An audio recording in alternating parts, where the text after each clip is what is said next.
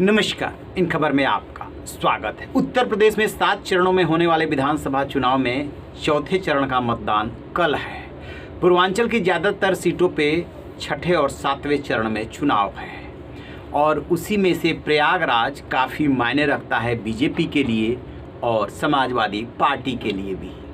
मुख्तार अंसारी और अतीक अहमद पूर्वांचल के 2 ऐसे माफिया डॉन हैं जो इस बार चुनाव मैदान में नहीं हैं।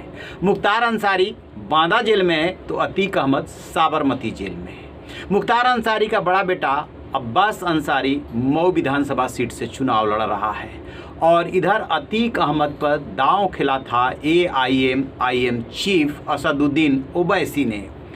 उनकी पत्नी शाइस्ता परवीन को पश्चिमी क्षेत्र से टिकट दिया था, लेकिन उनकी पत्नी पीछे हट गई, चुनाव नहीं लड़ी। अतीक अहमद के 2 बेटे हैं, वो दोनों बेटे भी नहीं लड़े क्योंकि उनके ऊपर भी मामले हैं और पुलिस के इतना ज़्यादा दबाव था कि हिम्मत नहीं जुटा पाए। अली अहमद उनका छोटा बेटा है जिस पे दिसंबर में पिछले साल मामला दर्ज हुआ था। केली क्षेत्र में इन्होंने कोई कांड किया था, उसमें हत्या, रंगदारी वगैरह वगैरह का मसला है। उसी मामले में अब यूपी पुलिस ने 25,000 का इनाम घोषित कर दिया है। अब दोनों बेटे भागे भागे फिर रहे हैं, फिर चुनाव कैसे लड़ते? और माँ को यदि चुनाव लड़वाते तो फिर उनका चुनाव प्रचार कौन करता? अब सबसे बड़ा सवाल यह है कि योगी सरकार ने इस वक्त आकर के 25,000 का इनाम घोषित क्यों किया? तो इसका जवाब यह है कि यूँ तो वो पुलिस का अपना प्रोसेस है कि पहले खोजती है, फिर जब नहीं मिलते हैं तब ऑब्स्कंडर घोषित करती है, इनाम घोषित करती है। तो कह सकते हैं योगी सरकार की तो पुलिस का अपना काम है, वो कर रही है। लेकिन बात सिर्फ इतनी ही नहीं है। चुनाव में हर कार्रवाई और हर इशारे का एक मतलब होता है।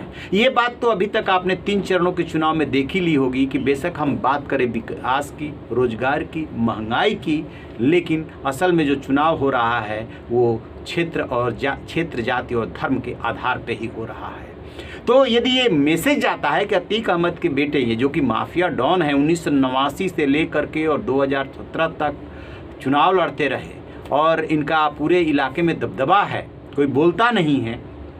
तो 3 दशक का लगभग इनका भी राजनीतिक करियर है और 3 दशक का मुख्तार अंसारी का भी करियर है।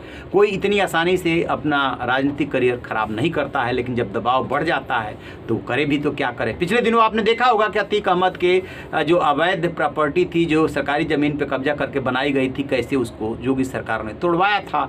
और अब जो इनाम घोषित किया गया है उसके जरिए एक संदेश दिया गया है कि योगी सरकार का जरा भी इन माफिया डॉन्स के प्रति कोई नरम रुख नहीं है, ताकि उसका जो वोट बैंक है उसको अच्छा लगे कि अभी भी कार्रवाई हो रही है।